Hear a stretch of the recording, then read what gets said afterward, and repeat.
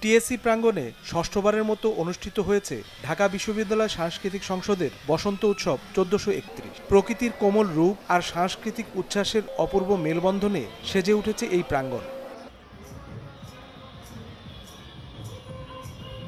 দিনব্যাপী এই আয়োজনের বিশেষ আকর্ষণ হল গ্রামীণ লোকজ মেলা। এখানে গ্রামীণ ঐতিহ্যের রূপ এবং শহুরে জীবনের ব্যস্ততা থেকে মুক্তির এক অপূর্ব সুযোগ পাচ্ছেন দর্শকরা। ঢাকা শহরের বুকে যান্ত্রিকতা থেকে দূর হতে গ্রামীণ এক খণ্ড মেলার পরিবেশ পাইছি। এজন্য ঢাকা বিশ্ববিদ্যালয় সাংস্কৃতিক সংসদকে অনেক ধন্যবাদ জানাচ্ছি এবং খুবই এনজয় করছি বিষয়টাকে। খাই থাকি কখন আমরা এরকম গ্রামীণ একটা পরিবেশ উপভোগ করতে পারবো।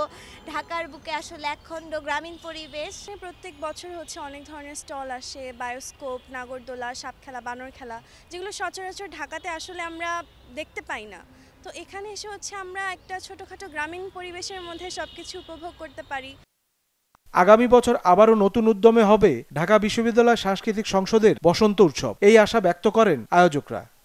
আমরা ঢাকা বিশ্ববিদ্যালয় সাংস্কৃতিক সংসদ মূলত সারা বছরে এবং প্রতি বছর বছর আমরা বসন্ত উৎসবের আয়োজন করে থাকি। তাছাড়াও আমরা দেখা যায় যে বিভিন্ন ঋতুভিত্তিক অনুষ্ঠান করে থাকি। আষাঢ় পার্বণ, আবার আমাদের লোকসন্ধ্যা হয় নবান্নে।